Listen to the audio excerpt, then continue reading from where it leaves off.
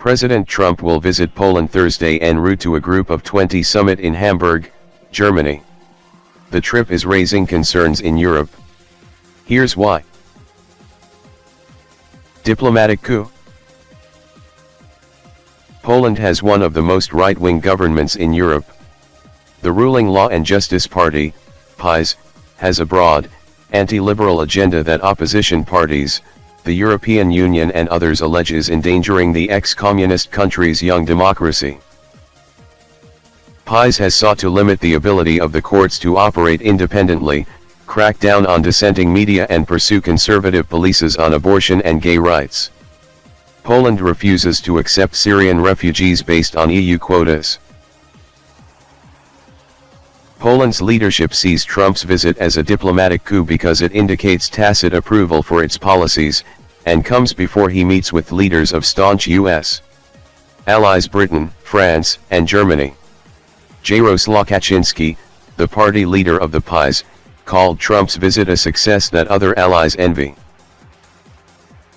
More heat on climate.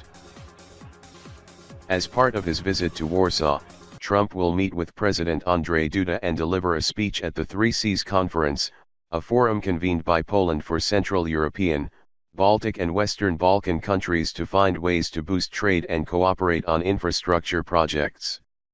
A key talking point will be how these countries can reduce the region's dependence on Russian energy. Poland already has begun importing more liquefied natural gas from the United States, and Trump will almost certainly use his address to boast about the benefits for American business. However, he may also use the speech to claim that the U.S. is not alone in its disapproval of the Paris Accord to combat global warming, from which he withdrew the U.S. in June. Poland, one of the largest greenhouse gas emitters in the region, has found the move from coal to clean energy difficult and clashed with the EU over global warming mitigation laws. It's a controversial visit, said Małgorzata Bonikowska of the Warsaw-based think tank Center for International Relations, CIR. It could be read as a signal that the US feels closer to Poland than to its EU partners. PiS sees Trump as a strong, right-wing leader who is taking the US to the right place. Poland, you're okay. Trump often criticizes NATO members for failing to meet the military alliance's 2% of GDP defense spending goal. In Poland, he won't have to. It is one of just 5 out of 29 NATO countries that meet the alliance's goal. Germany, which hosts the G20 summit, has been on the receiving end of Trump's complaints. White House National Security Advisor H.R. McMaster said Trump will deliver a major foreign policy speech in Warsaw's Krasinski Square that will praise Polish courage and its emergence as a European power. But the choice of Krasinski Square is not without some symbolism.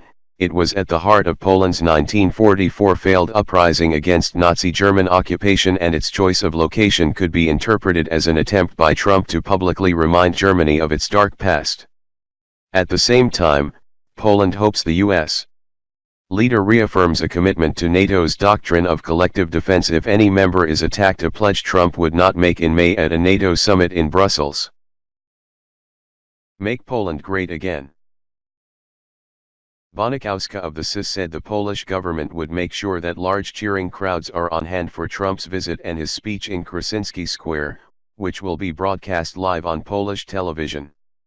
She said the country is divided over Trump's presidency, like in the US, with some admiring his outspokenness and others viewing him as arrogant. Mateusz Kleinowski, mayor of a Polish town who has come under pressure from the government for attempting to resettle refugees, said Poland's ruling party is made up of ultra-populists who come from the same soup as Trump's America First nationalism. They have the same view of the world. Our government thinks that Poland has to rise, to be great again, the same as Trump. Thank you for watching the video and please subscribe channel.